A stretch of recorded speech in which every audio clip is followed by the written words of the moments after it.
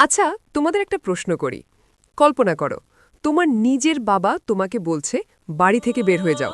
পুরো শহরের মানুষ তোমার বিরুদ্ধে। আর রাজা সিদ্ধান্ত নিয়েছে তোমাকে জীবন্ত আগুনে পুড়িয়ে মারবে। তুমি কি করতে? আমি হলে সৎকথা বলবো, আমি ভয় টাপতাম। কিন্তু আজকের গল্পের মানুষটা ভয় পাননি, একটুও না।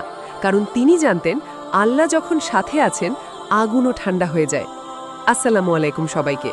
আজকে বলবো হজরত ইব্রাহিম আলাইহিসসালামের গল্প, যাকে আল্লাহ নিজে ডেকেছেন আমার বন্ধু বলে। শৈশব, মূর্তির ঘরে আলোর সন্তান। তো শুরু করি একদম ছোটবেলা থেকে।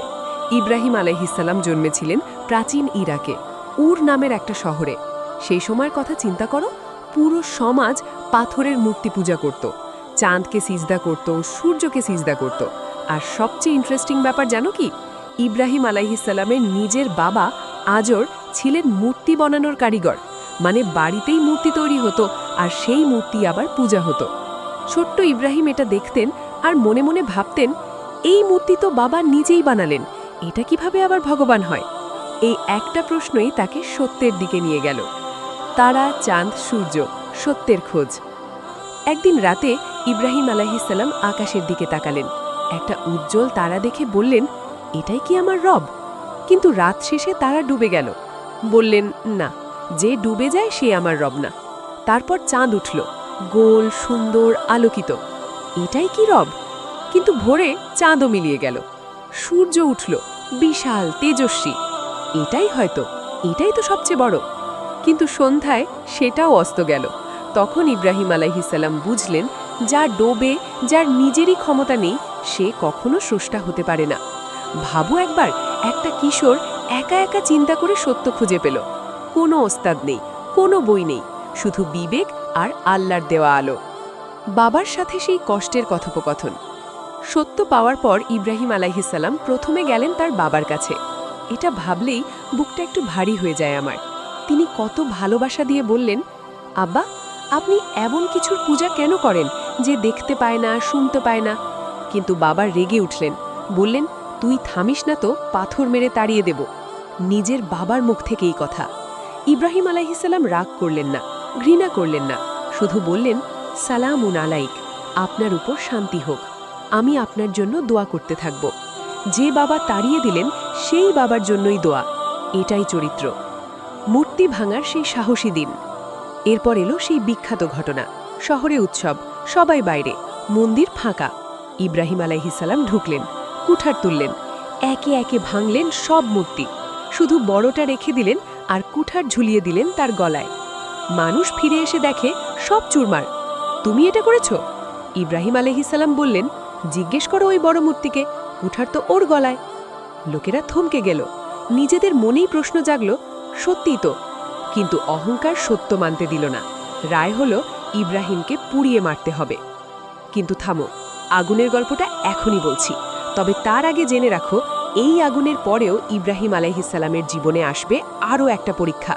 সেই পরীক্ষাটা এতটাই কঠিন যে শুনলে তোমার চোখে পানি আসতে পারে। সেটা বলবো একটু পরে, আগে আগুনের ঘটনাটা শেষ করি। আর এই পর্যন্ত ভালো লাগলে এখনই একটা লাইক দিয়ে রাখো, ভিডিওটা হারিয়ে যাবে না। আগুন, কিন্তু আগুন পুড়ালো না। বিশাল আগুন জ্বালানো হলো, এত বড় যে কাছে যাওয়াও সম্ভব নয়। ইব্রাহিম আলাইহিসসালামকে বাধা হলো, ছুঁড়ে দেওয়া হলো সেই দাউ দাউ আগুনে। সেই মুহূর্তে ফেরেশতা এসে বললেন, আপনার কি সাহায্য লাগবে? ইব্রাহিম আলাইহিসসালাম বললেন, তোমার কাছে না, আমার রব জানেন। আর তখন আল্লাহ আদেশ দিলেন, হে আগুন, ইব্রাহিমের জন্য তুমি ঠান্ডা ও শান্তিময় হয়ে যাও। আগুন জ্বলছে, কিন্তু পোড়াচ্ছে না। ইব্রাহিম আলাইহিসসালাম সেই আগুনের মাঝে বসে আছেন যেন ফুলের বাগানে। গায়ে কাঁটা দেয় না। আল্লাহর একটা আদেশে আগুনের স্বভাব বদলে গেল। এটাই তাওয়াক্কুল। সবচেয়ে কঠিন পরীক্ষা, প্রিয় ছেলেকে কোরবানি। এখন সেই মুহূর্তের কথা বলবো যেটার কথা আগে বলেছিলাম। বৃদ্ধ বয়সে আল্লাহ দিলেন প্রিয় ছেলে ইসমাইল আলাইহিসসালাম। কত বছরের দোয়ার ফল। আর তখনই স্বপ্নে আদেশ এলো, প্রিয় পুত্রকে কোরবানি দাও। ইব্রাহিম আলাইহিসসালাম ছেলেকে ডেকে সব বললেন। আর কিশোর ইসমাইল বললেন, আব্বা, আপনাকে যা বলা হয়েছে করুন। আল্লাহ চাইলে আমাকে ধৈর্যশীলদের মধ্যে পাবেন। বাবা ছুরি ধরলেন, চোখে পানি, হাত কাঁপছে, কিন্তু আল্লাহর আদেশে অটল। ঠিক সেই মুহূর্তে আল্লাহ ডাক দিলেন, ইব্রাহিম, তুমি স্বপ্নকে সত্য করে দেখালে। জান্নাত থেকে একটা দুম্বা পাঠানো হলো। ছেলের বদলে সেই দুম্বা কোরবানি হলো। আর সেই দিনটার স্মরণেই আজও কোটি মানুষ পালন করে ঈদ উল আজহা। কাবা, চিরকালের ঘর। এরপর বাবা ছেলে মিলে বানালেন কাবা শরীফ। পাথর তুলছেন, গাঁথছেন আর দোয়া করছেন।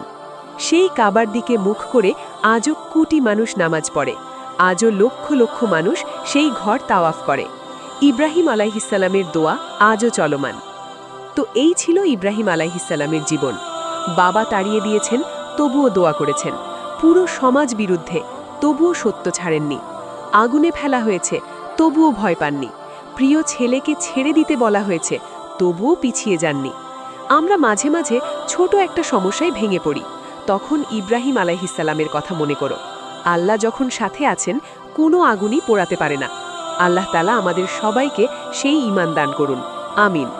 ভিডিওটা ভালো লাগলে শেয়ার করো কাউকে, আর কমেন্টে বলো ইব্রাহিম আলাইহিসসালামের জীবনের কোন ঘটনাটা তোমাকে সবচেয়ে বেশি নাড়া দিয়েছে।